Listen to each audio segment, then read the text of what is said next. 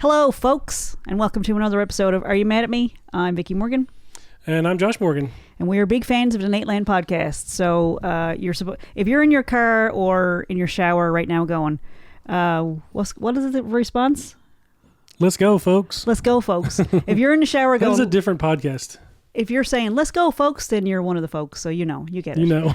But if you've listened to us for 15 episodes and haven't checked out the Nateland podcast yet, I don't know. What are you even doing with your life? Seriously. Like, are you just that happy that you don't need some humor and awesomeness? Are you mad at me? Are you mad at us? Do we need to have a talk? So I'm Josh Morgan, and this is the Are You Mad at Me podcast. And so we have been doing a whole bunch of marketing over the last little while. Say your name. Oh, I already did. Did you? I'm still Vicki Morgan. Should we start over? I'm Josh Morgan. Hello, folks. And I'm Vicki Morgan. And this is a comedy relationship podcast. That's what we figured out. We're going to throw all the SEO keywords in there while we're talking comedy, relationship, parenting, family, homeschooling podcast. Do we have the list here? Probably somewhere. We have a list of SEO keywords. Publishing, comedy, mental health, beagles, writing, humor with an O. Now, where did we get these keywords? I just wrote them down. These are words that we came up with to describe the podcast. Well, it was to think about who we want listening to our podcast. Like, what do we want people to find us for? Or like think, when they're looking for these particular things. So I also have creative, American, Canadian. American's not great right now. Americanadian. Homeschooling, creativity, writing, parenting, publishing. You already said all those. So now that that's in the transcript, then it's not really...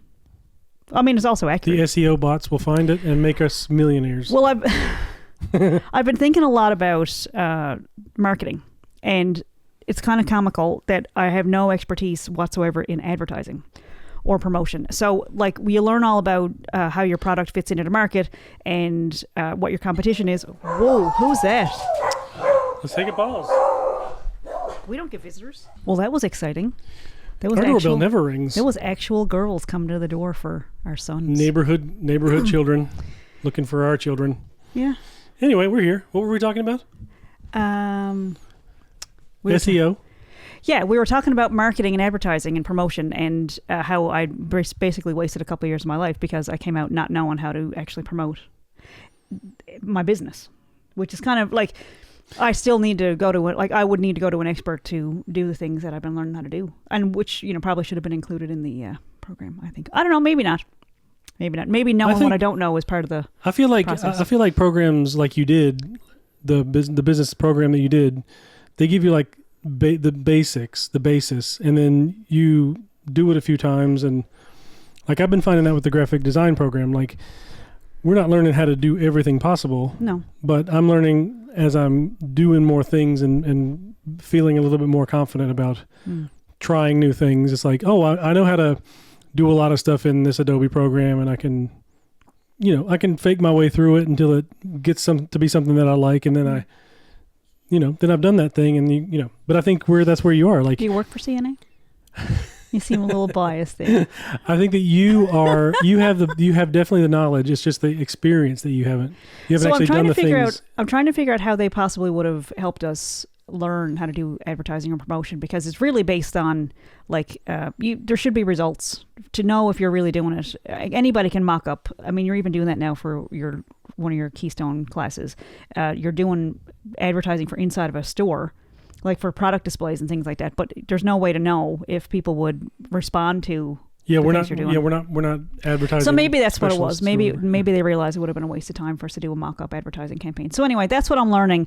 And so I've been through a few of those meetings with marketing people and for different things, and this what they ask and all the stuff, like all the Google searches, all the experts would say, who's your ideal client, where are they hanging out, and what do you have to offer? Like, that's the whole thing. And that goes back to the marketing program. Like, what is my product? And that's kind of what I've been trying to figure out, not struggling with it, just trying to figure out words for it, because it's like, well, I don't know, people say we're fun, and I don't really know why we started doing a podcast. It's so what's the product? The podcast?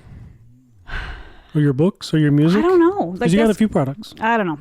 Anyway, so I guess we've been working on marketing for the podcast. Yeah. That's where it started. And it was like, well, what's it about? And so we kind of had the idea in the beginning that, I guess it's about publishing, but it really isn't. Yeah, I mean, that's something that that we have done, you've done. I've helped out a little bit, but so that was something we can talk about and we have talked about, but I think it's not the overarching.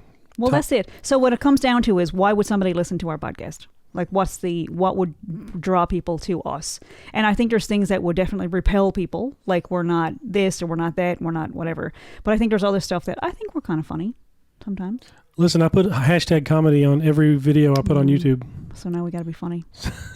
So if we're not funny, the hashtags think we are. I don't know. I think we are a couple of comedians. We've done stand-up, and we love acting, and we've done a whole bunch of skits over the years, and sketches, and lots of writing, comedy stuff. And so that's kind of that's where I want to go moving forward. I want to be doing comedy writing, and I love writing. And luckily, the podcast has no research whatsoever. We just go by the seat of our pants, which, by the way, I like your shorts. Thanks. You can't see them in the video. There we go. They're tropical. But they're homemade, custom tailored. Yeah. Because I got on a kick last summer making clothes, which was kind of funny. I mean, I started then in the fall, I was doing some knitting and crocheting and stuff. But in the last summer, I got on a real kick for making clothes. And I was like, oh, so I guess that's what you do? If you did a podcast, it'd be about making clothes, right? And like, no, how do you... So it's kind of hard to define. So when we actually had to sit down and say, okay, we've done 14 episodes. We want to increase our listener base. We want to reach more people. How do we do it? And it was like, all right, well, what do you have to offer? And it's like, well, I don't know. We talk about and it was kind of funny because the thing that was glaringly obvious was it's our relationship. We're married. Well, everything that we thought about that we could talk about or that we do or that we have experience or education, it's all like, how did we handle this thing as a couple or as a family or as parents or as we've been married for 18 years now, and we're in our 19th year of marriage. So like everything we do is through a lens of doing it together or working it out together or through our relationship. You know, it's the one thing that I was avoiding talking about. Like, it was the last thing on the list of things that we would talk about, publishing and businesses and all those things. And I was like, no, well, we do it all together though. So I think if I was out looking for a podcast to listen to, if I was doing a search on Pinterest or wherever on one of those platforms, I would want to know, how do you not kill each other? How do you survive? Like, because we do everything together. We work together. We make music.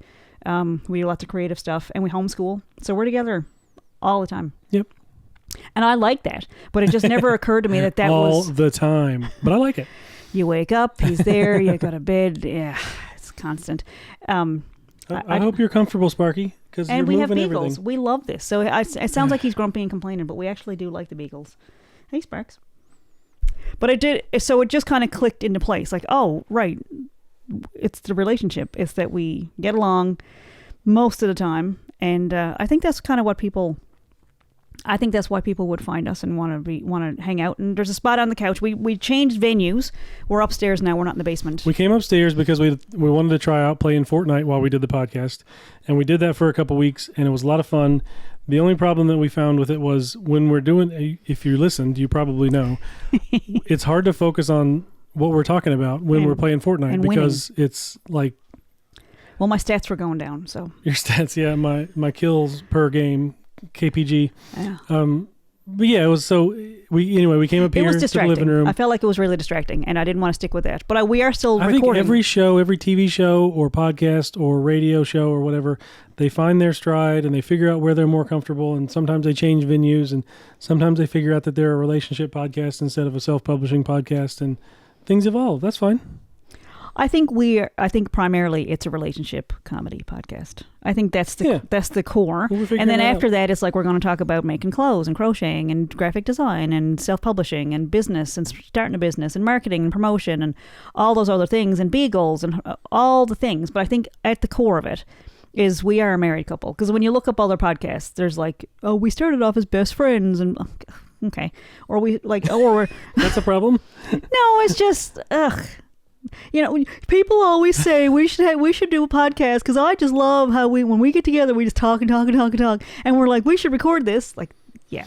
I'm on a podcast group on Facebook, and somebody said the other day that they were wanting to start a podcast with their buddies. It was like a young guy, like in his early 20s, and he was like, "Me and my buddies, we get to sitting around and talking. We are so funny, and it's so fun, and we just want We just want to start a podcast. And like, so people were, I mean, it might have been a little harsh, but people were like, this is fun for you guys, but it probably wouldn't be fun for anybody else. And the amount of conversations I've had in the past 12 months with people who were like, we should totally do a podcast. This is so fun. And we couldn't make it to the meeting, to the preliminary meeting to discuss what we were going to We couldn't make it to coffee. We couldn't make it to coffee. So it's like, all right, this is not, so, and we're going to press record. And so anyway, just stare at each other for a while. This is not our first run. This is not our first run at well, I think over the past 18 years, we've been making conversation, traveling, sitting in the car, on a ferry. I've perfected the art of figuring out what the hell to talk to you about. When the power goes what out. You just said? No, I just mean, we've had lots of experience talking to each other. Yeah. I don't want to go talk to anybody else. Well, see, this is the thing, right? Like, this is the whole, like, you're not all that social. Yeah. I used to be a lot more social. I loved parties and I loved everywhere. Like, the bigger the crowd, better. And now I'm really happy being at home. I really like being at home with our beagles and our kids and playing Fortnite and cooking and baking and making things and working on projects with you. And like, this really does work. And so we can try to be who we're not, or we can just be this. And I think the key words would be, we're pretty funny. We've managed to make it this far. I mean, we're coming up on 19 years this summer. So let's see how it goes. We've had a good run. I mean, I got to say, if it ended today, we've had a good run. 18 years and a few months. And this mug here, I got, this word has lost all meaning, but on the back of this mug, it says done trumps perfect. I love that. That's been our motivator, inspiration saying for a while, because sometimes if you're just sitting around planning it and hoping for it to get perfect before you start, it's never going to happen. But if you do a thing, then eventually it'll be done. And then that's better than it being perfect. Yeah. And sometimes it is perfect. Well, we're our own worst critics. And there's an arc for creating anything creative. It's like you start off like, this is the greatest idea ever. And then about midway through, you go, this is the stupidest thing I've ever done in my life. And then when it's over, you never want to see. I never want to see another potato. As my grandmother used to say, she would ask my uncle who lived with her till she passed away. And he took care of her and he, cooked all of her meals and all this stuff. And she would ask for whatever food she wanted. And so sometimes she would want pizza that she called peaches. Really? I can't imagine. I have a really hard time with really old people that were born in the 20s or whatever eating pizza. Oh, yeah. Like, isn't that a teenager thing? She didn't have a tooth in her head, but she loved peaches, which is pizza. She also loved parsnips that she called persimmons. And sometimes... I don't even know what a parsnip is, much less a persimmon. It's like a rubber beige carrot, and it is absolutely disgusting. And no matter how long you cook it in a pot of soup, it never, ever gets soft. I've never enjoyed parsnips. And it tastes like dirt. That sounds like hominy.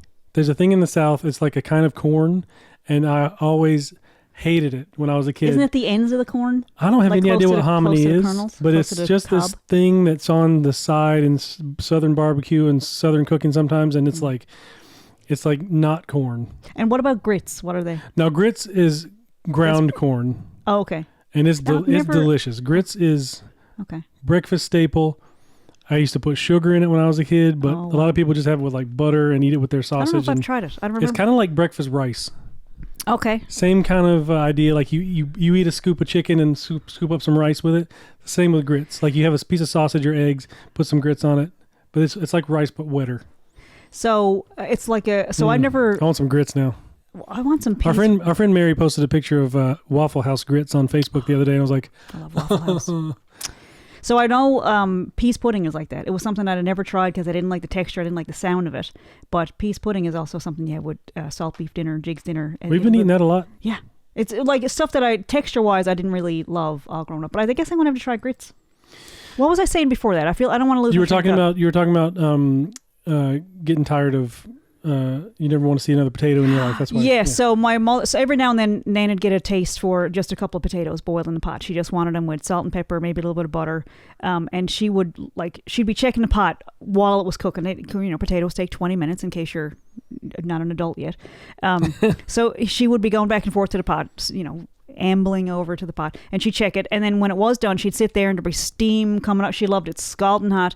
And then she would finish the potatoes, and then she'd shove the plate away. And I don't mean like gently. She would like, and she'd say, I never want to see another potato for as long as I lives. Potato. So she had so much in that one meal that she was done forever. she was done. And I feel it. What was this a metaphor for? We were talking about our relationship. No. Yeah, I never want to see another Josh as long as I live. No, I think it was about crocheting or knitting or sewing or something like that. What was it? We lost it. Can we rewind it? It's a shame we can't rewind and listen to what we said. I know. A few minutes It'll ago. be really great to have a producer around that could say, you were talking about whatever. Yeah. Oh, sorry, the crew is here. What were we talking Somebody about? taking notes. What was it? Oh, okay. All right. That wasn't There's helpful. nobody there. There's nobody there. Nobody actually followed. So this is a marriage and relationship podcast with, as an umbrella, with lots of other things that we talk about in relation to that. I'm trying to remember my train of thought, but I do. What I think where I was headed with that was, if it was about one topic, I don't think I would be able to stick with it and tolerate it because I just get bored very quickly, and my attention span is. I like to, as my friend Paul says. I like to focus on something and then get a little bit better than average and then bored out of my mind with it. Yeah. What, did that sound arrogant to say that? No, I think you just described adult ADHD. Yeah. That's okay. But anyway, we are in the t-shirt business, so I think I'm going to make a shirt that says, I never want to see another potato as long as I live, and a picture of my grandmother going, pfft, and steam rising from some of those. But I think I think she would crave things, which I didn't understand before I hit, puberty. Like every so often I really want a turnip, or I'll really want some tomatoes or whatever. And I just think there's something in your body that needs something that's in that, and like you trust the process and you go find a thing that you're craving, and then sometimes it's like, I feel like that every time we perform. I look forward to playing. And then the show goes well, and we have a great experience. And then the moment the last note rings out, I go, "Ugh, I don't ever want to play another show." You have ever come off of any stage, not just playing music, but doing comedy, like it's every time you come off a stage, it's like, well, that's the last time I'm doing that. Yeah. And it never is. It's just at that moment, in that evening, that Try night. convincing me of that though at the time. But I really do sincerely mean it. I never, ever want to do it again. I don't feel like that about the podcast. When we finish a podcast, like I feel satisfied. And then it's like, all right, so we'll reset the clock, and what are we going to talk about next week? I really do look forward to it. So this is a thing that's sustainable as long as somebody doesn't put us in a box and say, no, it's about publishing. No, it's about business. No, it's about whatever. Yeah. Well, this is episode 15. And as far as putting out to the world, why would somebody... What do we want people to be looking for when they find us? What can we provide on a regular basis? And I think it's it's a relationship comedy podcast. Yeah, I like and that. the reason comedy podcast is the first tier of it, but I think the relationship part of it came in because I also started doing some intense marketing on our first book, where I have been, I just was looking at it the wrong way. So when I sat down with it, and I thank God for ChatGPT, it is so good. It's not necessarily accurate. It's like a mental icebreaker. It really breaks. Yeah, that's a great way to describe it. So it after asking a whole bunch of questions of how do I approach this, what's the best way to market it, how do I reach the audience that would benefit from it, to be of service to others and all that. And what came back predominantly was relationships. And I was like, this isn't a relationship book. This is about, and it clicked it's not about the baby. It's not Joe's story because Joe never made it. He's not telling. I'm not telling the story of how Joe was born and doctors weren't nice to him. He never took a breath. But what the book does touch on a lot is the relationship I had with your mom, with my mother-in-law. My relationship with Josh suffered so bad. It was on, I don't know how we got through it. Someone read it a long time ago. Our friend who lived in New Brunswick, she read the book and she passed it back to me and said, she didn't pass the book back. She read it, and when we got together for tea or whatever afterwards, she said, I finished your book. I don't know why Josh stayed with you.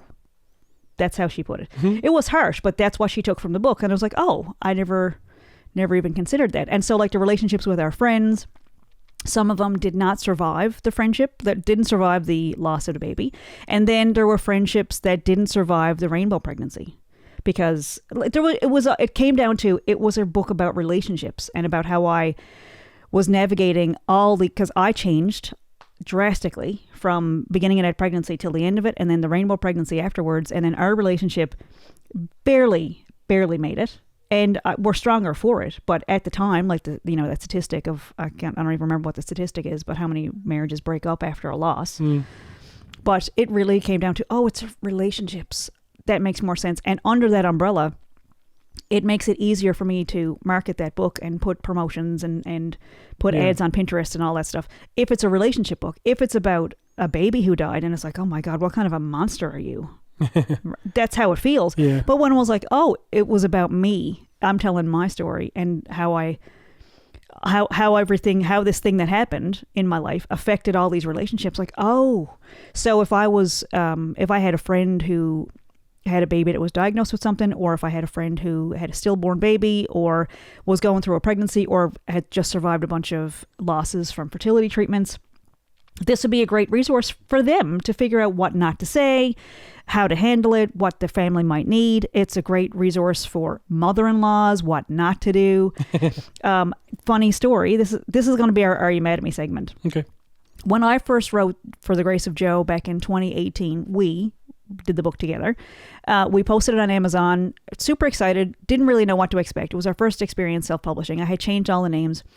And there was the first review. It was on Amazon that showed up on the Amazon page. And it was awful. Like in the book, in For the Grace of Joe, I talk about that I was diagnosed shortly after we lost Joe with PTSD. And I just talked about all these experiences and how things were like. I was having moments of dissociation and I was having panic attacks, and I had all these doctors offering me all these different medications, and I did mindfulness-based stress reduction. I did Reiki. I went to a cannabis clinic. I tried all the things, and it was a very heartfelt story.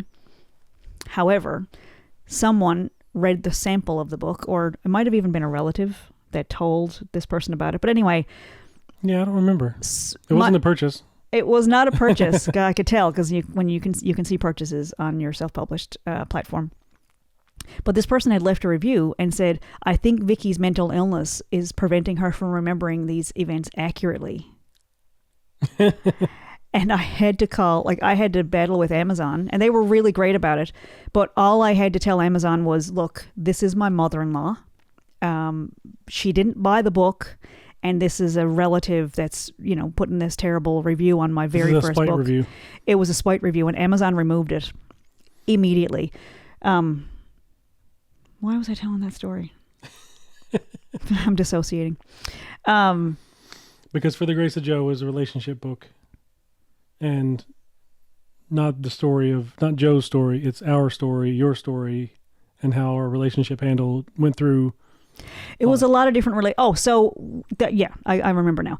At the end of the book, had she bought the book, no offense, I know she's your mom, but had she bought the book and read it, at the end of the book, all the people that I complained about through the experience, at the end of it, I thanked them all, because had I not had those people to be mad at, I'm not sure I would have survived the loss.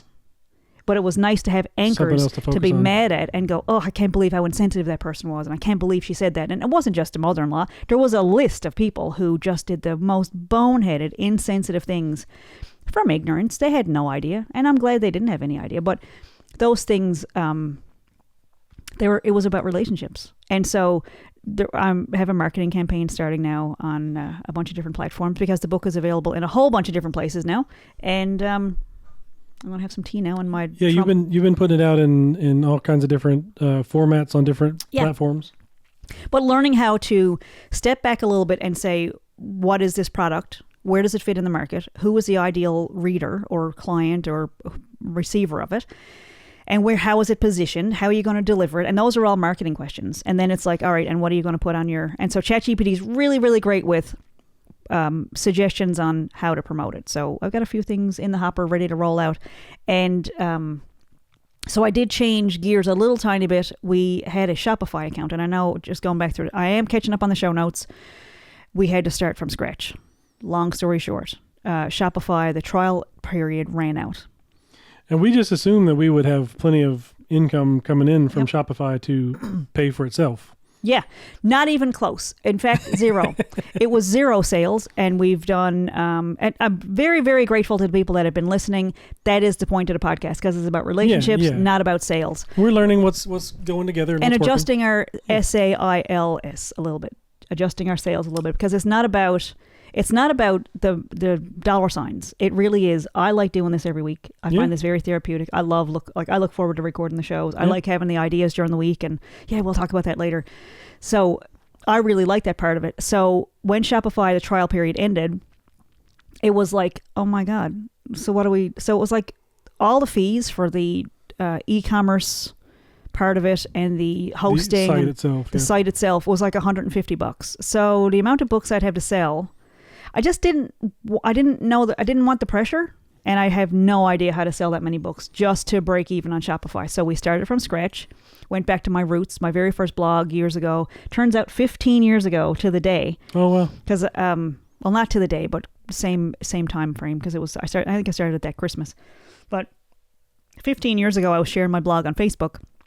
And my cousin Debbie was saying, this is a really great blog, and I can't wait till the next one. You're a good writer.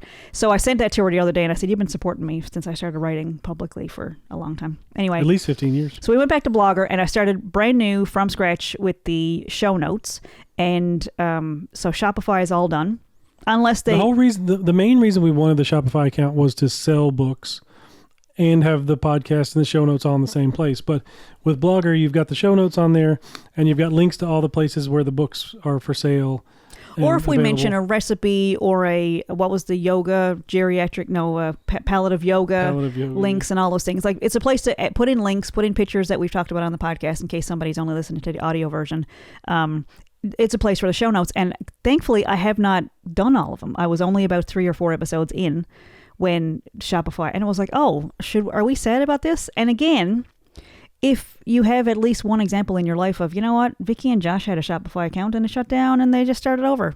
Yeah. So we can either cry about it or start over. And knowing the direction that we're headed with the podcast helps with writing the show notes, and it helps with all the stuff along the way. So I went back to Blogger and started a brand new blog. It is it's just the Are You Mad at Me show notes, and it's on. But it's the same website. Still websites. Anybody that knows that it's selfpublishednl.com is the website, and it still leads to the new page. I learned a whole lot about rerouting your GoDaddy domain. So the stuff I'm learning is super valuable. I wouldn't have gotten that had I stayed with Shopify, because I got in way over my head and I didn't know how to navigate. And I was like, I guess this is all fine. And I set it all up. But then when the fees kicked in, it was like, yeah, no, we're not. I can't justify it, because it's just not a good business model to be behind all the time, and to have to sell that much to just break even is like, I mean, unless it was bringing in a lot of traffic or a lot of listeners, which, the podcast is what we want to grow. So anyway, we've been focusing the marketing on the podcast on YouTube and getting away from our friends lists on Instagram and Facebook. Yeah. And just trying to focus on marketing to strangers. Because we saw something on, I think, a YouTube video that said, if you share your links on Facebook, the YouTube algorithm doesn't know, like it doesn't translate it well. So like if you put something on YouTube, it will send out, it will show up in people's feeds. But if you have say 10 people coming from Facebook because you put a link on there, and they come and listen to 10 seconds of your podcast and leave, the YouTube algorithm doesn't identify that podcast as a thing that it should promote. And it doesn't know why the traffic is coming from Facebook, because it's not organic. And YouTube, apparently, from what other YouTubers have said, YouTube likes stuff in its own platform. It promotes from within. And so Josh started doing a whole bunch of shorts. Yeah, we've been getting lots of views. And there's hundreds and hundreds of views on the shorts, and more and more subscribers and listeners and likes and all those things on the podcast episodes. So trusting that on YouTube. And then there's also these other platforms. We're also brand new. We're on iHeartRadio now. We're on Amazon Music is brand new. Yep. And of course, we've been on Spotify and Apple since the beginning. So that's all those platforms. So now we are also, and through not being on Shopify anymore, I looked up something like, how can I put a link on my Blogger page? And this regular Google result came back and said, here are some places you can sell your books. Etsy, shocker for that one. Etsy, Apple iTunes, and Google Play. Yeah. So I've spent the last few days. Now these are ebooks and audiobooks. Ebooks and audiobooks. Not the physical copies. I have those. All right. So the books are available on Etsy. Yep. Google Play. No, they're not on iTunes. So the thing I ran into on iTunes was that you have to have a business number, which is a little bit beyond where I like dealing with CRA again, and like, you know what? Eventually we'll get there because we'll be selling so many. We just don't need that right now. It'll need to be set up as a business, but getting an HST number. And honestly, people that have iPhones, I don't want to be in touch with them anyway. You're such a snob. This is on, the podcast is on iTunes, right? Oh, yeah. Yeah. We love apple and oranges and all the fruits, bananas and whatnot. Anyway, so I'm learning a lot about business, believe it or not, just through trial and error. And again, back to the, I know the word has lost all meaning, but done trumps perfect. I know we've bastardized the word Trump, but it used to be a really good word. Listen, that's not one of our SEO keywords. Stop in cards and whatnot, like poker and different things. Yeah, Trump was a good thing. 120s. Trump used to be a good thing. Yeah, Trump card was a great thing. Anyway, so I'm learning a whole lot. It has been really great in that there's other platforms, and that gives us more, for the next book, perhaps. I think I would do a whole lot of stuff differently for the next book. And there is a next book. I know I've been promising and talking about it now since January that I was going to start writing in February, and I did. And here we are now in March. And you've read a few full chapters to me. Yeah. So you're and well sat down way. with Josh the other day. Is it okay to share this? Share what? The cover. I mean, let's say it's a prototype. So we sat down with Josh the other day. I came down and we started talking about all this stuff. And I was like, here's what I would love to have for the cover of the next book. And it had not been named at that point. But I was like, this is what I want it to look like. And Josh, being the graphic designer that he is, so the funny thing is, designed it from scratch. Let's see if we can describe this for our audio listeners. Your idea was for the book to be called How to Fail at Self Publishing, the story of publishing the best-selling novel of how to fail at documentary filmmaking, which is based on the TV docuseries How to Fail at Documentary Filmmaking, written by, so it's like words funneling down like a big tornado. And then it popped into my head, like, it sounds kind of like you're talking about an eye chart, like a I forget what it was called, Snellen chart or whatever, where it's big stuff on the top. That's your title, and then it just gets smaller and smaller as it goes down. And then, ironically, the very last line is by Vicki Morgan, and it's the tiniest, smallest line on there. I find it particularly ironic because in our very first podcast, we talked about the doctor that prescribed me bifocals, and I was too vain to buy them. And now I'm blind as a bat. Like, I barely can see you. Is that you? Like, I know you have a beard. I'm pretty sure it's not Nate Bargatze sitting here. But it was yeah. So anyway, an eye chart. So should we post this on the well, we can show it on the video, and then we can post it on the website. I think you can see it on there. Can you see from a distance? All right. How about now? I'll have our editing team zoom in on it. How about now? How about now? Right eye? Better, worse. No? Better, worse. No.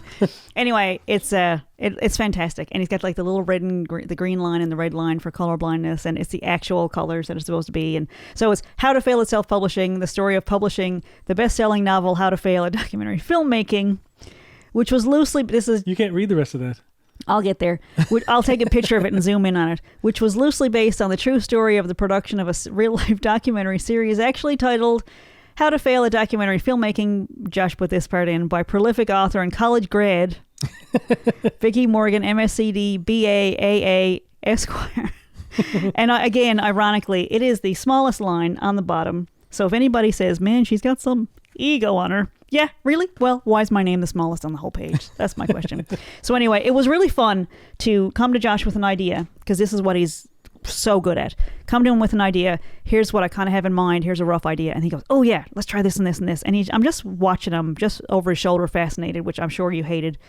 Anybody would hate somebody over their shoulder while you're designing something, but he was really great about it. And it was just watching it, like all these pieces fly in. It was like, those, when you see those 3D puzzle come together, like in an animation, like where they're doing a mock-up of a building and all the bricks fly in and create the thing. It was like that. That sounds pretty impressive. It was, put it like that. It was really impressive to watch your brain work, and it was great. And so now I'm excited about it. I don't know if that's Josh is calling it a prototype, but I think that's going to be the name of the book. At the very least, it'll be an advertising poster for the book. I think it's going to be the name of the book, quite honestly. But we'll see. We'll do a poll. I got another idea for a title, and it's going to be How to Be a Famous Sexy Writer. Wink, wink. The irony is not lost on me. But I'm kind of thinking, and you get to hear this first because you're listening to the podcast. I think I have a date set in mind, May 6th. I think May 6th might be my release date. I might do a launch party, and I'm hoping to have it all done. So that's more than 2 months away. And I've got most of it written or at least composed in my head, and I've got the chapters all started, and I know what the framework is going to be. I think we could realistically have the book out in a couple of months, because I've been working on it for at least a year. We love a deadline. Mentally. Well, it's also the date that Big Dumb Eyes comes out, so I don't know. I like to tack on to things like that. That's Nate Bargatze's book. Yeah, that's coming out. And so if we don't sell a lot on the first day, it'd be like, well, it's because Nate Bargatze's book came out. That's why it was overshadowed. Well, I think just as a slimy marketing move, if you're looking up new releases or new books or funny or comedy or whatever, or Nate Bargatze fan, whatever, it would show up on the same. It's not going to affect his sales at all, and I'm going to be one of the first people buying his book, hands down, no question. A couple months ago, when they announced the pre-sales for the book, did I buy one already? No, you didn't buy one, but you did leave a review. You did leave the first review on there, which is like... And I said, it changed my life. I read it over and over again, which it's going to be true. I have no doubt. It might change your life, and you might read it over and over again, but this was before the book was finished. When he started doing... Yeah. When he first announced it. So I just want to get on his radar. So he's probably looking at his book, it's about to come out or whatever. And when it does come out on May 6th, he's going to go, all right, let's see what the reviews are. And he go, who is this person that left a review in December? And then I wonder if she has a book available. You never know. Hey, you put it out there, you never know what's going to happen. So I'm excited about that because the book, it does not take that long to write a book about something you know about. And it's a memoir, so the story's already there. There's lots of stories of this course. How to Fail at Documentary Filmmaking was our second book, and it's been an adventure. Like, it has been an adventure. Like, that starting off as a TV show during the pandemic. I pitched it as a joke. It got picked up, and we made it, and they hated it, and went back and begged for forgiveness, and they gave us another shot, and they hated that second run at it, and then they offered to write my life story for me. It was a nightmare, and I was devastated over and over. And so then I applied for funding to write it with Arts NL, which is, if you're listening from the US, there are funding agencies in Canada, in each province and throughout Canada, where if you're an artist, you can apply for funding to work on a project, whether it's a brass sculpture or a series of paintings or an album or whatever. In Canada, the arts are technically funded, but it's much like that idea that we have free healthcare. Like, yeah, it's free, but it kind of sucks. And, the chances of a lot of people just don't have doctors. The chances of you dying from a regular little thing is pretty high because the system is kind of broken. And yes, technically it's free, but anyway, arts funding is pretty similar. It's very competitive, and you're supposed to be judged against a jury of your peers. And anyway, first time I put the application in to write How to Fail, you're supposed to have letters of support, and I was like, I didn't have enough confidence in the project, so I sent it in without letters of support, and it got rejected. And I was like, okay. So then a year, maybe 2 years pass. This book has been around for that long. I think it was just 2 years later, I got the courage up again to apply again, and I had a letter of support from the most prolific comedy writer in the province. It was glowing and wonderful. Project got turned down flat. I even had 5 sample chapters with the application. Arts NL turned it down flat. So it got turned down twice. And so I just went, you know what? I'm just going to finish it by myself. I didn't get paid. So basically they'll pay living expenses, and they'll pay your production costs and things like that. That's what you can apply for to have it funded. And so we footed the bill for every single bit of it, and it's a bestseller on Amazon. So way to go. Jury of my peers, you were wrong twice. It was actually a good product. Yeah. Why am I talking about that? I lost my train of thought again. Because we were talking... The experience of publishing the book was pretty funny, trying to sell to friends, making all the mistakes. Even though it was our second time around, we made all the mistakes. We had a really fun launch party, and because it's related to a documentary series, we were able to show a bunch of clips that in the room, people loved it, and they thought it was funny. So self-publishing, that's the first and second book, is really about the self-publishing journey so far, and how we actually make money self-publishing, because we do make money at self-publishing. It's just not how you'd expect. And so that's going to be, we're going to talk about that. I'm going to talk about that a lot in the book, and I'm going to tell you what it was inspired by. I think I might have shared this on the podcast before, but there was one night where I was awake at 6 a.m. and I saw this YouTube video of this lady. I think her name is Nicole Shiner or something like that. Look her up. Her YouTube channel is Pin Cut Sew. And so 6 a.m. one morning, Josh is asleep next to me. I'm watching TV and this video pops up and it says, How I Make Money Sewing. And as you recall, over the summer, that's all I was doing. And every project we start doing, I was like, oh, maybe this will be the thing that makes money. And so her 15-minute video talked about how she started off doing like alterations on clothes. Right. And then she started doing people would get her to sew, like, you know, they'd buy new clothes and she'd hem their pants. And then she started doing curtains and draperies. And then she started doing prom dresses. And then it was just like endless. And she ended up working for this big organization where she was basically sewing rectangles all day long. And she hated it because there was no creativity to it. And it was just paying the bills, but it wasn't fun. So she got stationed in Hawaii, I think. Her husband was in the military or something like that? He was in the military. And so she was following him around, basically. And she got down to Hawaii and had this idea. Someone said, or her friend of hers was teaching sewing classes to kids. And she said, this person was way far away back in the States. And she said, I might try that here in Hawaii. And so she went to like the Family Resource Center and got connected with all these family groups and offered in her dining room a sewing class to like 4 or 5 or 6 kids. I'm not sure what it was. So she had this little formula for how to make money teaching sewing classes. Right. And I was like, oh, good for you. But she said, and I talk about this in my book, it's called How I Make Money Sewing, or whatever it was. And she said, I break down what I charged, how I did some research in the community of how much to charge, how I found clients, how I, promoted it within my groups and whatever. And I was like, there's no way she put all those details in. People don't share financial stuff. They don't share prices because, it's all proprietary. And she really did, though. The book was fantastic. And so I'm up at 6 o'clock in the morning going, oh, I see what she did there. Oh, she just mentioned her book. And then, a couple minutes into it, it's a 15-minute video. A couple of minutes later, she goes, so now this is how I enjoy sewing now, and I get to work with these kids all the time, and I do these camps on the weekends, and I do these themed things sometimes I do stuff during the day for homeschool kids and after-school programs, and anyway, it's in my book, blah, blah, blah. Mm-hmm. And I'm sitting there like having this conversation in my head going, I'm not looking up your book, honey. Forget it. I'm not giving in. I did. I went downstairs, got my phone, looked it up. It was $26. Yep. American. $26 American. Talk about impulse purchases. I mean, at least I'm not watching the Home Shopping Network buying like plastic jewelry. Anyway, I download the book for $26 American. It's 69 pages. The font is this big. Huge. With a lot of pictures. It was 69 pages. And I loved it.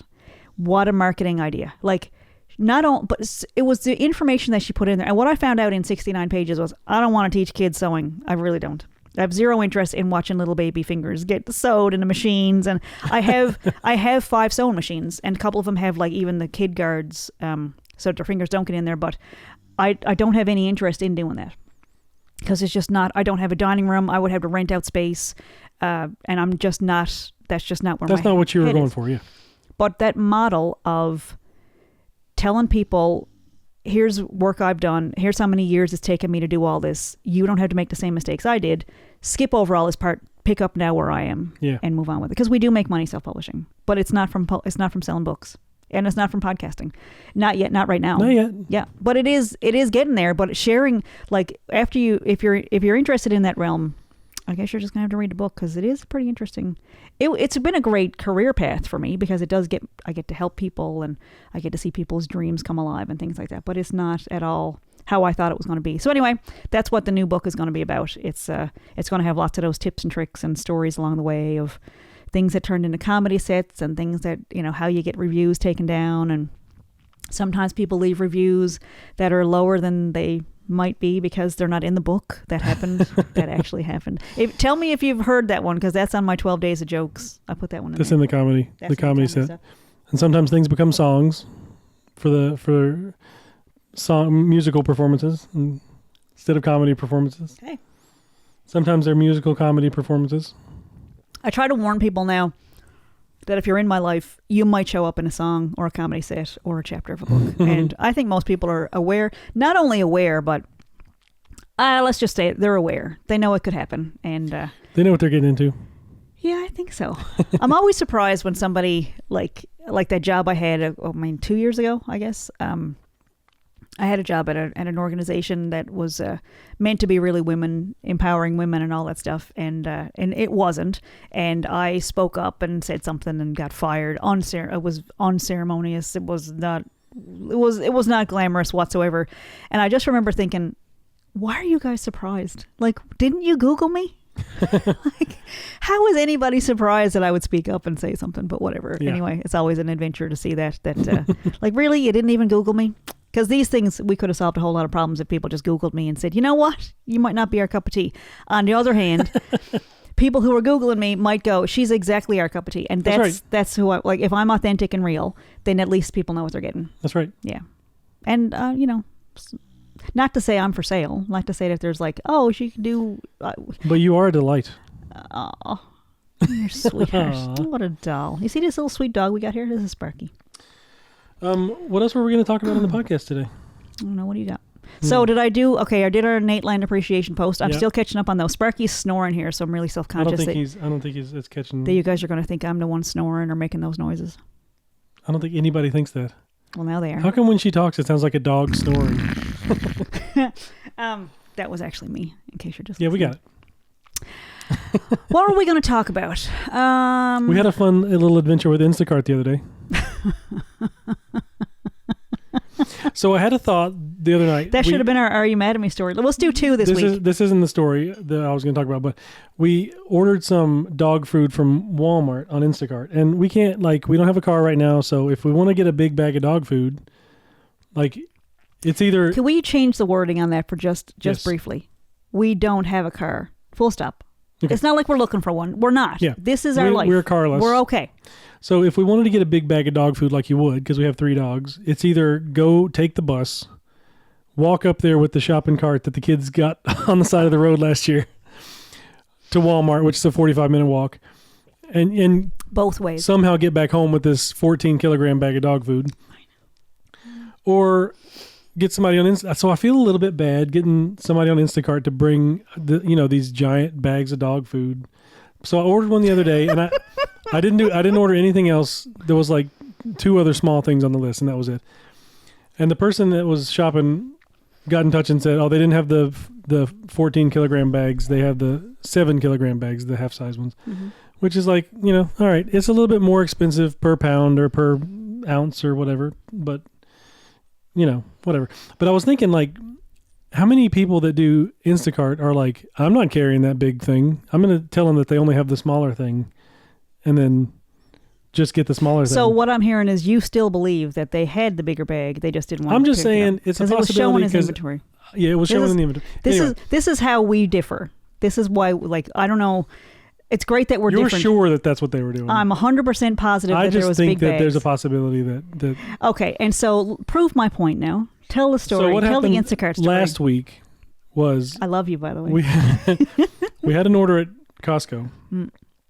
It wasn't a huge order. And the thing about Costco is there's not much selection. There's big things, but they're if you want specific things, like Henry loves Lucky Charms, they have 10 different kinds of cereal in the great big boxes, but they don't have Lucky Charms. So we have to get that from other... Anyway. Toothbrushes, shampoo. Yeah, exactly. Maybe they have one thing, but that's it. They have liquid Tylenol, but that's it. Yeah. So we ordered some deodorant for Vicky. So it's not like women's deodorant. It's just this Dove deodorant. Just the one they have. Yeah, it's just they have one. They have a men's one and they have a women's one. So if you've ever wondered why all the women downtown smell the same, it's because we're all at Costco. So... We all have the same jackets. The person was shopping, and they wrote and said they're out of. They don't have the deodorant. And I was like, well, it says they have. It literally said on the Instacart app, lots in stock. Many in stock. Lots. Tons. Buku. Piles. That's French. So she said there's none, and so normally I would be like, okay, that's fine, but it was for Vicky, and I go a little bit extra because it's not for me, and I don't really care when it's about me. So Vicky's like, you should write her back and you should say, are you sure? Can you check? So I wrote back and said, can you it says there's a lot. And the shopper wrote back and said, I looked, I can't find it. And so I was like, seriously, I don't think you looked. Like I'm pushing a little Showing bit in here. the system. So I wrote back again and I was like, can you talk to somebody? Can you go to the customer services? Because like this is we're like, this is a thing we need. We don't have a car. We can't drive over there and grab it. We need somebody to get it for us. So eventually, after push back, it's like, oh, I found it. Well, they did send us a picture of the men's body wash. Yeah, she goes, they have this. No, that's not the same. So we asked for women's deodorant, and they She said, do you want some granola bars? men's body wash in place of it. And I was like, I'm that guy that played Obama's what was it? Michael Key that did the Obama's anger translator. Yeah. So I was that. I was dancing around Josh going, tell her, check him, tell him to check. And so as we're saying this, I realize that there might be 2 or 3 people who have already stopped listening anyway. So I don't even know why I'm worried about it. But let's assume that we're privileged assholes because we're using Instacart. Okay, can we put that out of our minds for just a second? If you sign up to be an Instacart driver, the job is to get stuff for people in the store. So I feel uncomfortable. Like today I ordered pads. Okay? I thought there's no way some dude is going to go pick up pads, female products or whatever. Feminine hygiene products. Like, are they going to pick out the right kind? Are they going to come back with like scented, what do you call it? Like yeast infection specials. Baby socks and double-sided tape. With like wings and wrap around your head. Like, are they going to get the right kind? And they did, because that's the job. So like, if you can't lift a 14-kilogram bag of dog food, send the order back and someone else will go get it. Like, that is the job. I know we're not paying $100,000 to send somebody to Instacart, but that is the job. They will go to Kent and get lumber for you. I can send somebody to Michael's and have him pick out yarn for me. And if they come over with the wrong color, I'm going to lose my shit. Like, this is the job. So to not even look for the thing, is that the first time we've had a problem with Instacart? There was one a few weeks back where I gotta say, across the board, thrilled really great. with Instacart. I love the service. It's been 4 months that we've been using it consistently, and most of the time it's great. Most. There was one person that, so when you order something, I think we might have talked about this on the podcast. That before. The person that said stop adding things, and it's like, well, it says we can add things, and he's like, well, they didn't give me enough money, so I have to do anyway. That was fine. That was worked out. He explained himself. We chatted. He could have just done the thing in the time that it took him to type out the 14 paragraphs of explanation. But we also had one of our kids went to the door to get her. They asked for 5 stars at the door, and they took a picture of our son in the door waiting to get the groceries, and he posted it on the Instacart website. Which no, it just comes to me. I think it's just whatever. I don't think there's so it's like it's not an ideal thing. I mean, there's some glitches. And having somebody bring you your groceries is still pretty fantastic. I think that's why Instacart's thriving in Newfoundland, because there's a bunch of Newfoundlanders going, I mean, come on, they're coming to your door. What are you complaining about? Why don't you just get it yourself? Yeah, it would be easier for me to pull up $15,000 or $20,000 to buy a car, and then another, I don't know, $10,000 for insurance. Well, no, God, it's not that much. So another like couple $1,000 for insurance, and then gas on top of that. Yes, it would be easier for me to shit out $24,000 and go to get the groceries myself at Costco, or $10, for a delivery driver. I don't know. I'm not great at math, but I think Instacart might be a better deal. And the little peccadillos, as they say on Schitt's Creek so much, the little tiny glitches along the way, it is worth it. Oh yeah. But there's little things along the way that are like, did you look for that thing? Because if I didn't need that, I wouldn't have asked for deodorant. Right? I mean, we still have to live in the same house. So I'm not going to go around and stink the place out. Like, we're kind of isolated somewhat, living here in Newfoundland. Like, we're on an island. We're separated from the rest of Canada. It's a pretty big island, but it's still, like, we're isolated. Like, I don't know if people in mainland Canada or in the U.S. use Instacart. Like, I don't know if it's as common, or we may never know. Let us know wherever you're listening from. Let us know if you use Instacart. Like, is it available out around the Bay? Is it available in central Newfoundland? Is it available out west? I mean, do people use it? I don't know. I really don't know. It seems like an efficient way to support local and, not have to go into stores and all that extra stress of. Speaking of these luxury services, we did have an Uber driver that was chatty the other day. Yeah, that was wild. And I'm not, like, I don't know. I've kind of resigned myself to just Because I'm usually sitting in the front seat because there's 4 of us. So you guys cram into the back seats to these little Toyota Skittles. Corollas or whatever. Yeah. And I'm crammed into the front seat. You can't request more than 4-seater, and you can't request the size of the vehicle. But I just resigned myself to pretty much just sit there, stare ahead, not say anything. Put your knees in the glove sitting box. next to this stranger that.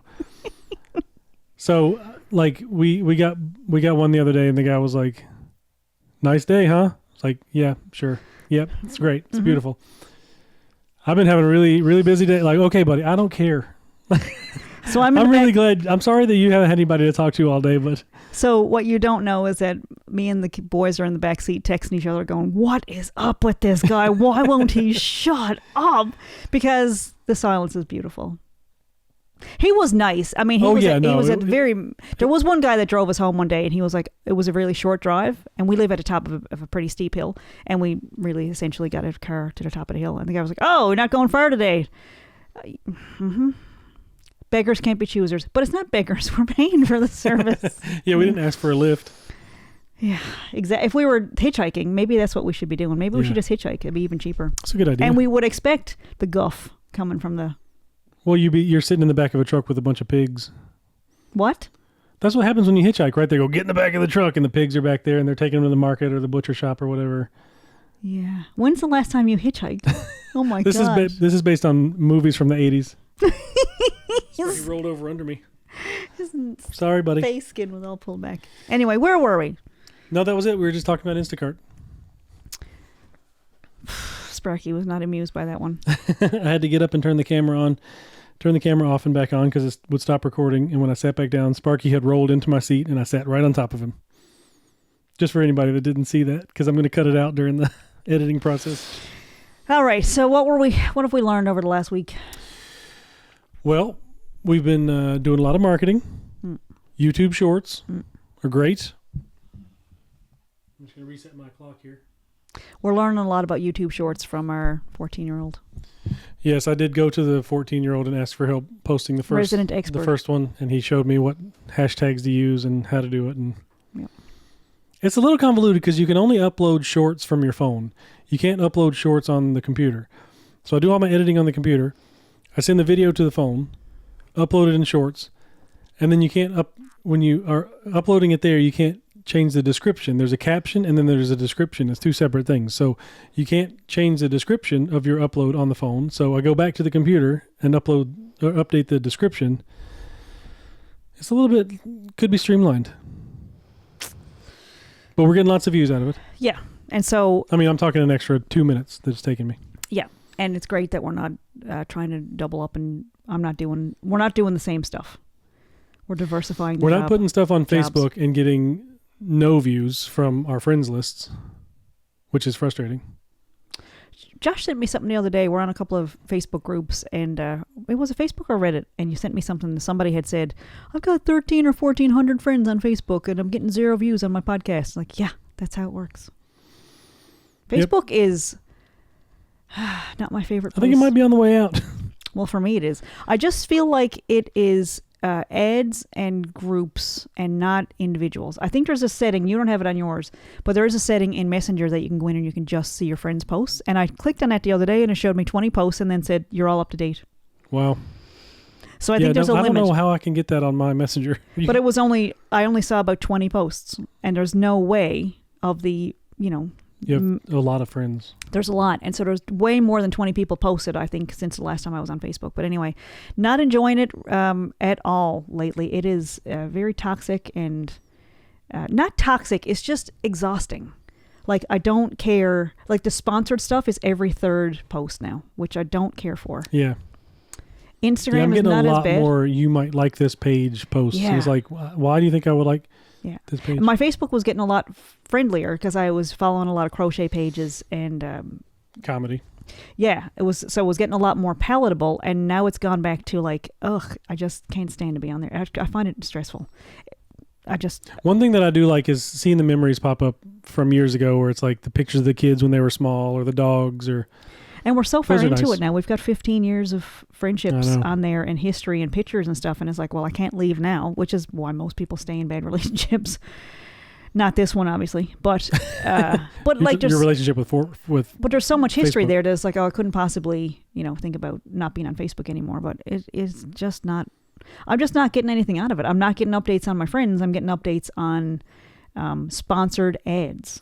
I find it pretty funny how social media is changing. Like we still see it as when we were adults and social media started, and it was like, here's MySpace, then here's Facebook, and then here's Instagram, and it's like your Twitter, which I never really got into, but it's like you're sharing your day with your group of friends or followers. But now it's like the kids get on Discord and they get on Snapchat and they're doing group chats and they're doing servers and they're doing, it's like a different approach. So it look like social media looks different now than it did when it started. You know what I mean? I think the kids are finding ways to use it the same way we did. What was it? What was it called? MySpace. MySpace and ICQ and those messenger boards and stuff. That's how the kids are finding that. They're finding other ways to do that because it's definitely not on Instagram or Facebook. Right. Those are bought and paid for. Mm-hmm, yeah. So that's a little less pleasant, but this is just where we are. But I'm just not enjoying Facebook. I don't know if it's a time of year or what, but I just find that my anxiety goes through the roof turning on Facebook. So not fun. And I feel like even the social part of it, where you would hopefully find out about what your friends are doing. Yeah, connecting with people you care about. Yeah, the people are organizing shows or doing things, and you don't see it. And a lot of times, you'll see pictures of it after it's done. Like, I would have wanted to go see that, and it's not showing up in my feed. So whatever the algorithm is, it's not tuned into what you'd want. Yeah. Where I find it's different on YouTube, where the stuff that's showing up on my channel, on my news feed, is exactly what I want. It's based off what you're watching. Yeah, and it really is intuitive and pays attention to what you linger on and what you pay attention to, and so it gives you more of that. And I like Instagram is pretty similar, but Facebook is like, we don't care what. Here's just a dump of sponsored stuff. I saw a thing years ago, and it said you're not the user. You're not the how did they put it? You're the commodity. It's not for your you. Time it's and for these big companies that are trading your time and your attention and the things that you care about. They're trading you for money. So it's like as soon as you look at it that way, it's like maybe it's not really about socializing with my friends. Maybe it's about being sold to my attention being sold. I feel it's like companies. a club. It's like a bar that just wants you in the room, just so that they can say, look, we've got 1,000 people here tonight. Yes, no, exactly. And they're not actually like putting out coffee for you. The bathrooms are not clean. The floors are sticky. There's, people are getting robbed all day long. It's just not safe. But they're like, just stay in the room. Whatever you do, don't leave the room. Don't leave. Well, can I go get some friends or can I go tell some? No, you got to stay right in this room. And that's how it's starting to feel. So not enjoying that. But I have had a few people, like when we've had things going on, that have said, if I had known that show was going on, next time message me directly and tell me about a show. So I think I'm going to go back to that old school, but like calling somebody, texting somebody, sending them an email or a message directly saying, I have this thing going on. It feels like a nuisance. Yeah. But I also have noticed that like when you post things on Facebook, you might as well just open the window and let it just fly out. Like that old video, the old lady that's actually literally pinning stuff to her wall in her living room. Yeah. She's like, I posted it on my wall. What is that from? It's just some old commercial. Like that's not how social media works. It pretty much is now. Yeah. Pretty much. And I don't know how much time they spend on Facebook, because sometimes when I post things, there's a lot of reaction to it. I don't know how they're seeing my stuff because I'm not seeing theirs. Obviously they're posting also, but I don't see anything in my feed. So unless I go on somebody's name specifically and look at what they're doing, I don't see it. So anyway, it's defeating the purpose. So I think we should... but I do feel like we are keeping up to date on this podcast. Exactly, yeah. So as much as I haven't been posting on Facebook, we do share what we're doing week to week on here. So if you want to know, listen to our podcast. Well, they're not here to hear you say that. But I do put everything, and we went to my friend Melinda's moved hair salons, and now she's on Topsail Road, and it's called Models and Misfits. And so she was saying that she hadn't heard much from me on Facebook and stuff. I hadn't been very busy on there. And I said, everything I'm doing, I'm putting on the podcast. So that's a way to hang out with me and engage and find out what's going on. And I really do feel like that. Like the people that are engaging with this are up to date on what's going on in their lives. And maybe they didn't like a picture that I posted on Facebook, but they, this is where we're spending time together, sitting on the couch, the dog's, cuddling next to us. And it's a good way to communicate and connect. And it's not in real time. So like when we record the podcast, we process it for a few days, put the captions on there, pull some shorts from it. And by the time it gets posted, pretty much we've moved on from anything immediate. Right. But it's like, but in a couple of days, it's still nice to hear from people that are like, hey, sorry, this happened, or do you need this, or can we help with this, or, can you do this for me? The communication is there and it's not immediate, which I kind of like. Because, I can't imagine the old-timey way of like talking to somebody every day on the phone. It's like sending a letter. Like somebody gets it a few days later. These are the things I want to share that I would like to discuss. Yeah. And here you are. You can, consume them at your own leisure. And I like it. So let's run it down for the end of the show. We got YouTube. We got lots of YouTube shorts that people can watch. Mm-hmm. The website is still up and running. It's looks a little bit different. Selfpublishednl.com. Selfpublishednl.com. And that's where you'll find the show notes that Vicky's working on and links to buy books and find our music and things like that.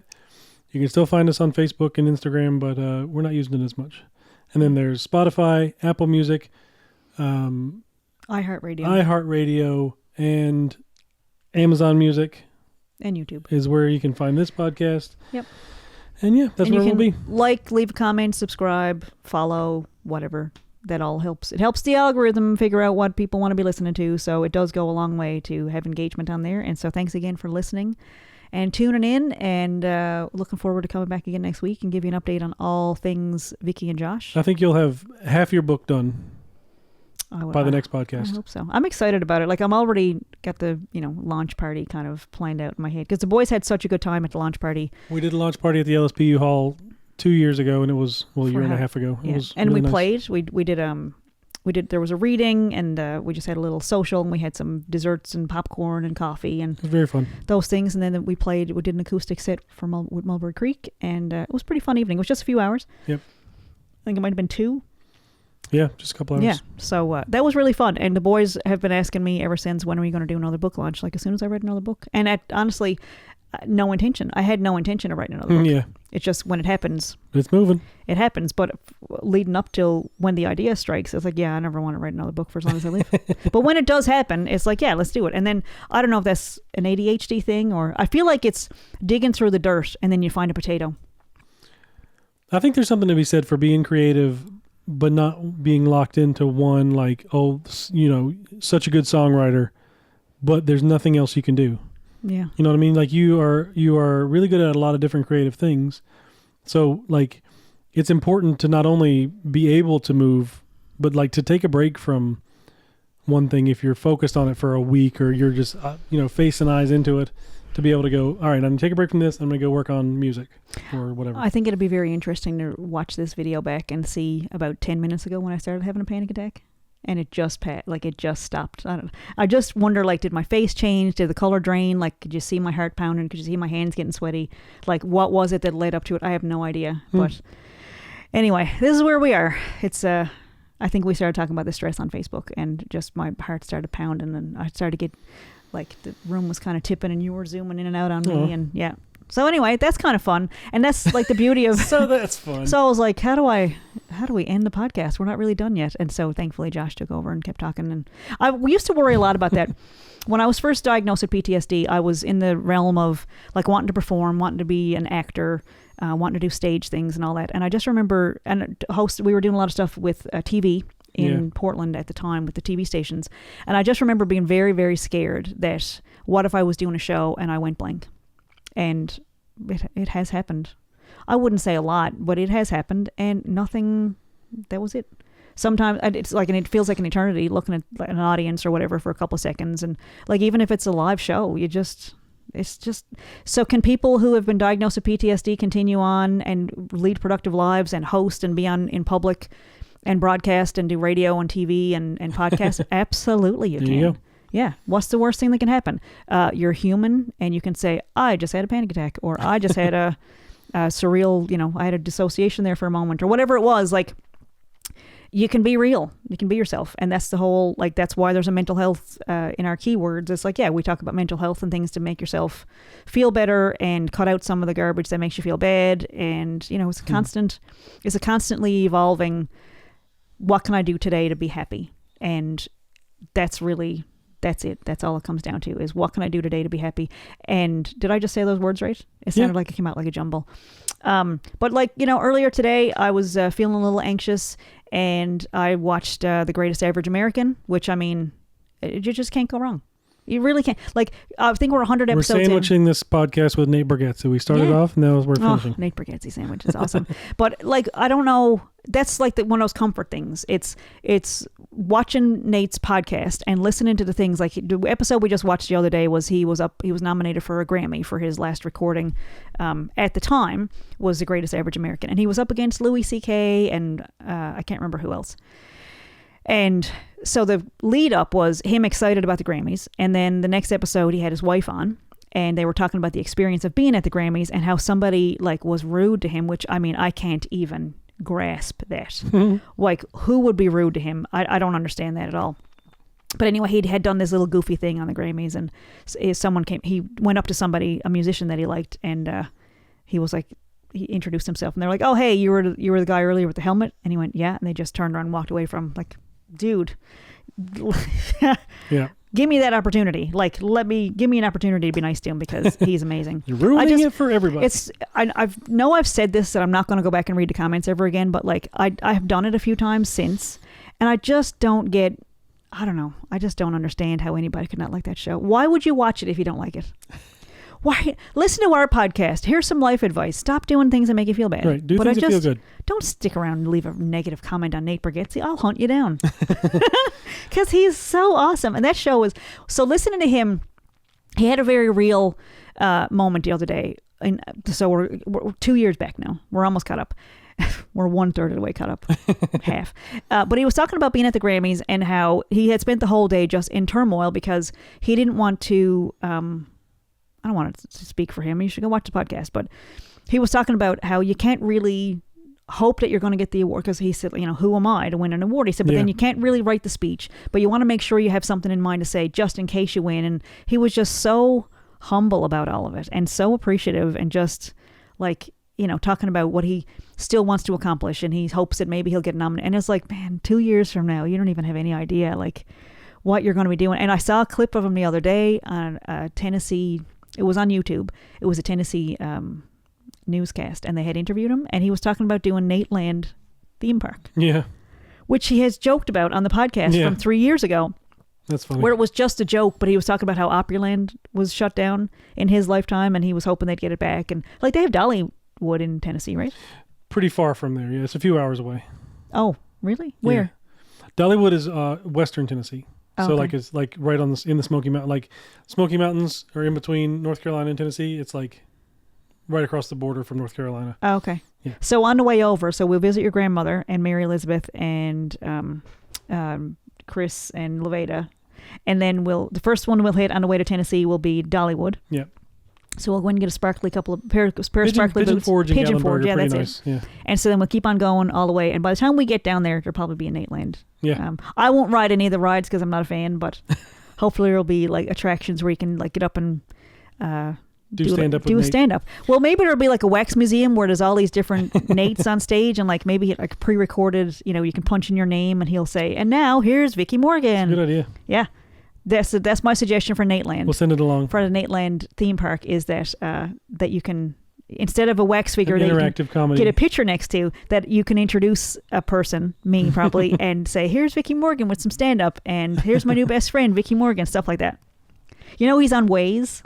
I know. Do I sound obsessed? That's okay.